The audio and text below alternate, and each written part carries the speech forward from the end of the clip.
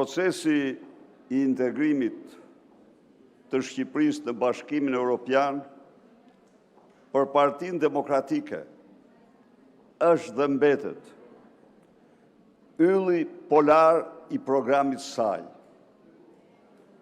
Është dhe mbetet objektivi më madhor i këtij programi, mbasi ne konsiderojmë integrimin e Shqipërisë në Bashkimin Evropian si të ardhmen më të mirë për qytetarët shqiptar.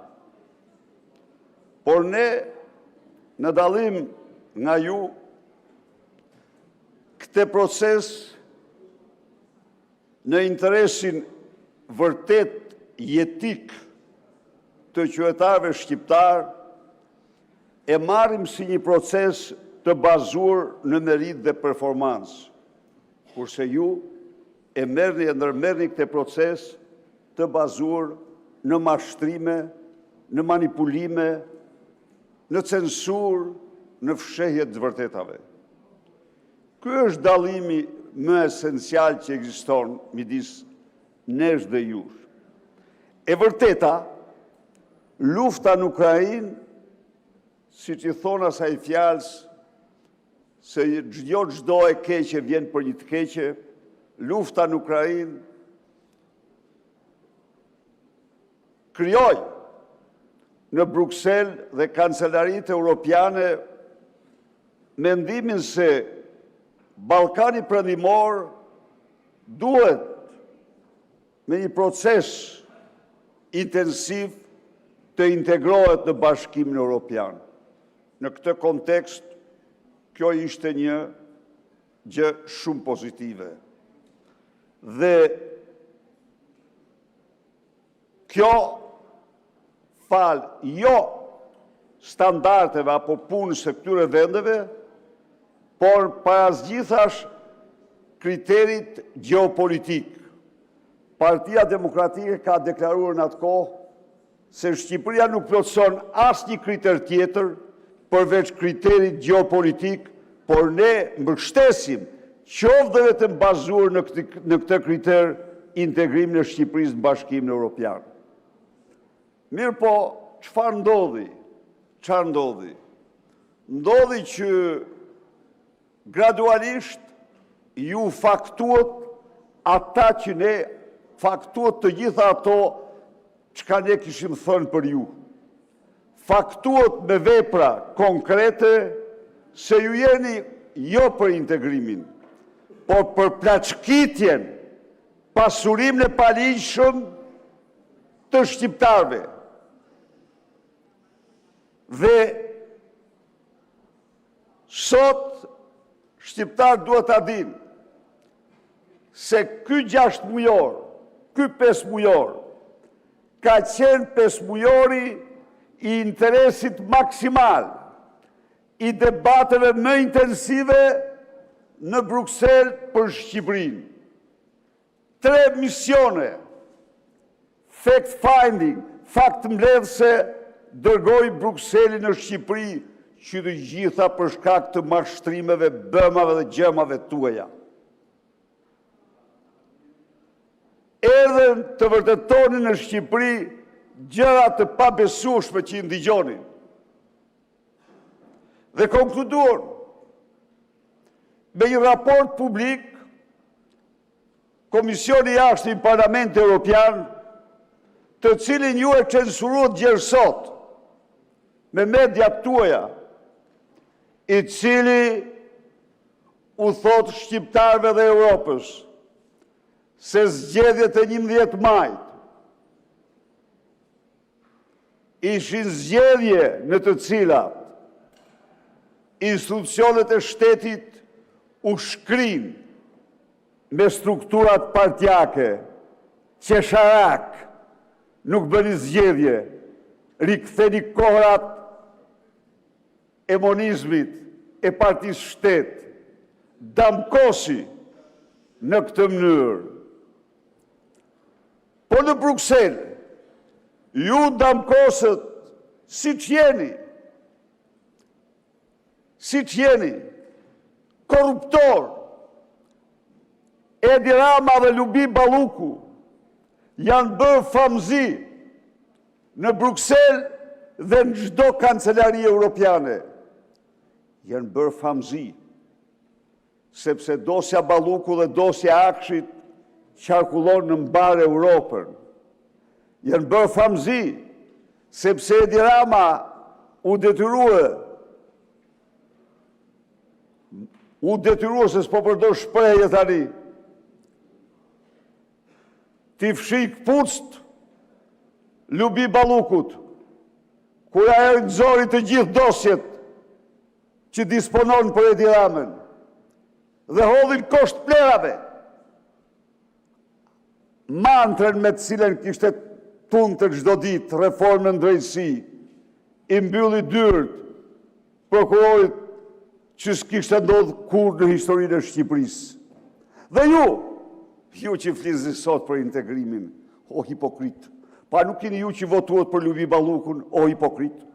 A nuk keni ju që me mandatet tuaja thika bllokuat prokurorinë dhe i futët thikën reformës drejtësi? A nuk, çfarë do diskutoni ju sot, më thoni mua? Jeni ju apo janë të tjerë? Jeni ju. A jeni ju? Që Akshin nuk krejoni komisionin hetimor. Në një kohë kur lindat janë bërë famoze. Në një kohë kur Armand Frangu është bërë i njohur në mbar botën. Në një kohë kur normanën shtetërore Brukseli kërkon konkurrëshmëri. Ju afroni pegmarrje zyrtarëve tuaj. Çfarë mundësi ju sot për integrimin? Thojuni pak shqiptarëve. Prandaj ikën ai, prandaj jam bath ai. Prandaj e merr ku është Ruziu, që merr Lubin në Peshkopi, e merr se ja ka dosjen Ruziut. Ja u them unë ju. Ja ka krijuar dosjen me Oltën Bistrin. Ndaj dhe ai peqelepe i thot asaj. Edhe ti që më dhe mua përgjigje freudiane, unë e kisha politike, jo freudiane e përjetën time. Ku shkoja? Iku. S'ka gja. Pra, ju e keni hipokrizi integrimin. Raporti thot se ka sjellë këtu në parlament çdo 3 muaj raportin qeveria. Keni pa gjë deputet raport ju, sepse ky është armik i integrimit, ky që drejton parlamentin, sepse ky ka intereset e pasurisë ti dhe jo intereset e integrimit shqiptarëve. Po ku janë raportet sipas ligjit? Duhet të ishin paraqit në parlament, asnjë prej tyre. Raporti denon letrën famzez, dhe aty bëhet mirë që e pranuat aty në rezolut. Denon letrën famzez të Ramës dhe Vučićit, që kërkojnë integrim jashtë kushteve demokratike.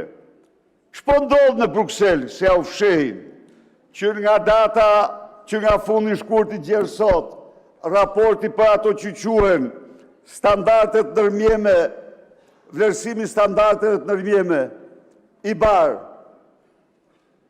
Ai raport nuk kalon përkundrazi, plotësohet, shtohet. Konferenca ndërqe, unë nuk di se diskutohet atje, se ne nuk jemi, por konferenca ndërqeveritare parashikuar me datën 20 prill, u shty, nuk u bë. Jo, nuk shkoni dot.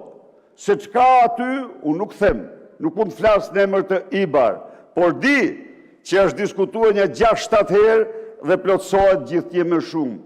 Di që i bë famoz për mos zbatimin, ja urdhë. Ky është armik i integrimit. Olta Xhaxh ka ulët këtu. Parlamenti e mban në parlament hajdutën grabistë e pronave. Çfarë thot raporti? Raporti thot duhet zbatohen vendimet e gjykatës kushtetuese. E thot apo se thot? Kush i shkel ato jeni ju? Pra jeni ju pengesa kryesore shqiptarëve në integrim. Raporti thot të anullohen amandamentet e 24-s për ligjin e investimeve strategjike. Ju vazhdoni me to. Faleminderit zoti Berisha. Fjalën e ka zoti Tauland Balla. Nuk kemi mundësi të japim kohë shtesë, e sqaruam. Kohën e kujt, të zonjës Vokshi. Keni 1 minutë nga zonja Vokshi. Çfarë thot? Çfarë Po. thot? 1 minutë nga koha e grupit parlamentar të Partisë Socialiste dhe 1 minutë nga zonja Vokshi. Jo, 1 minutë. Keni 2 minuta, mund shfrytëzoni të dyja ose vetëm 1. Pra, armiqt të vërtet të integrimit jeni ju që villni shqiptarët. Kaq. Zonja e Zotrin, dashur qytetar shqiptar, sot nuk kemi thjesht dhe vetëm para një teksti për ta votuar. Jemi përpara një momenti i cili kërkon mbi të gjitha qartësi politike, vetdije historike, por edhe përgjegjësi institucionale. Sepse antarësimi i Shqipërisë sonte përbashkët në Bashkimin Evropian është objektivi ynë strategjik, kombëtar, madhor i Shqipërisë. Është objektivi që orienton agjendën tonë kombëtare të reformave, transformimin europian të shtetit, të ekonomisë dhe të shoqërisë shqiptare. Padyshim, nuk është një aspirat e përgjithshme, as edhe një slogan i bukur për të përsëritur në raste të tilla solemne si i sotmi, por ky është ai boshti ku duhet të rrotullohet veprimi ynë politik dhe institucional çdo ditë. Dhe e vërteta është se Shqipëria ndodhet sot në një fazë të re, më dinamike dhe më të matshme të këtij procesi. Ne kemi kaluar nga faza e aspiratës në fazën e veprimit, nga premtimet tek rezultatet e verifikueshme. Fal një pune intensive dhe të koordinuar të një ekipi negociator që gjej rastin t'i përgëzoj, Shqipëria ka arritur që brenda 13 muajve të hapi 6 grup kapitujt negociues, me një ritëm historik të paprecedent që ka shënuar një rekord më vete në historinë e zgjerimit. Kjo është një arritje e jashtëzakonshme dhe një tregues i qartë se vendi ynë, Shqipëria jonë e përbashkët, nuk po ecën me hapin e dëshirës, por me hapin e realizimit.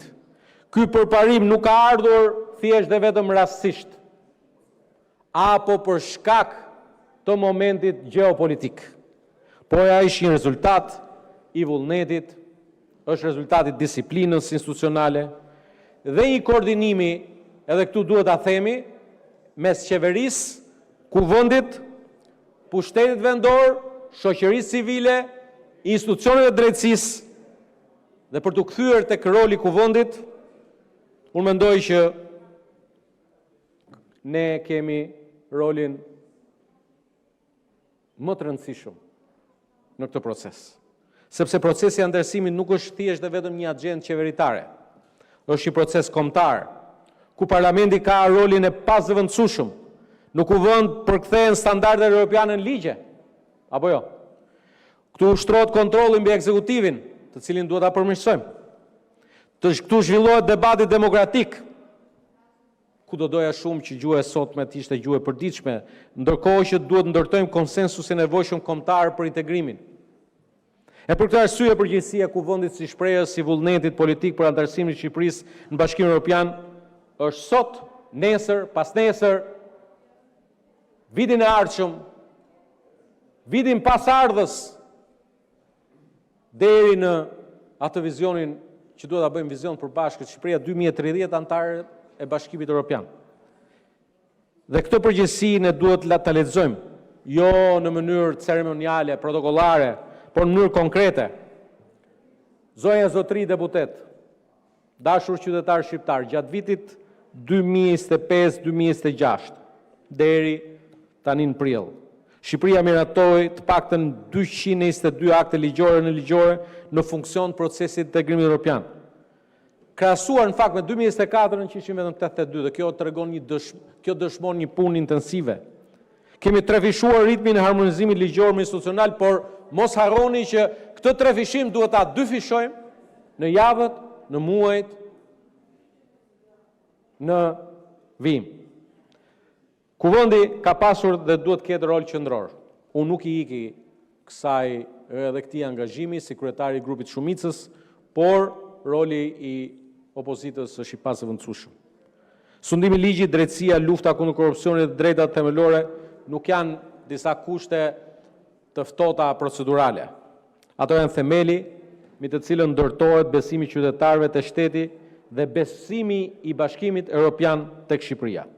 Dhe në këtë drejtim, në raportimin që patëm në Komisionin për Europën dhe Punët e Jashtme, u njoh me faktin se janë identifikuar dhe janë riparuar 92 hendeqe kritike, 24 kushte ndërmjetme në kuadër të këtij grup kapitulli, atë themeloreve.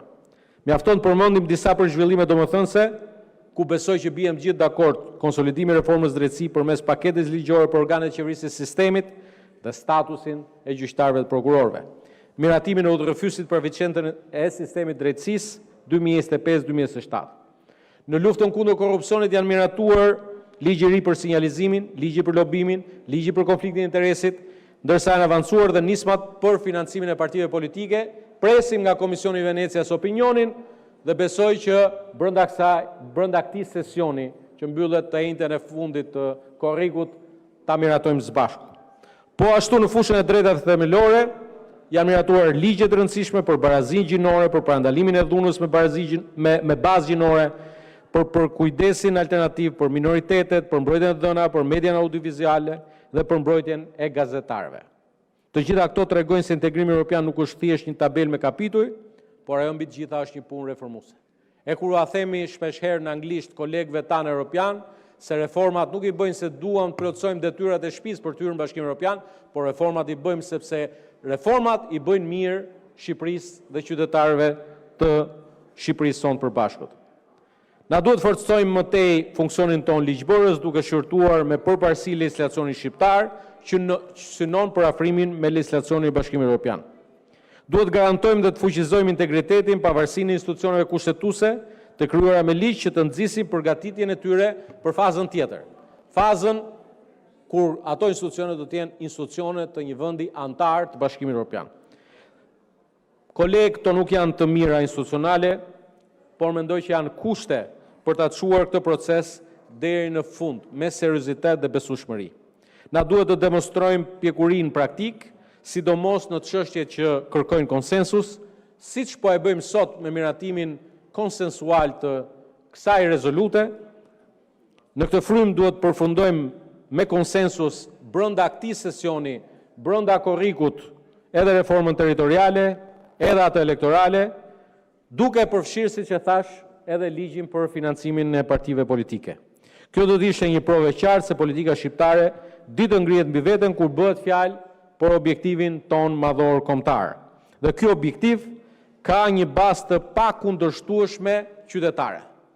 91% e shqiptarëve mbështesin BE-n.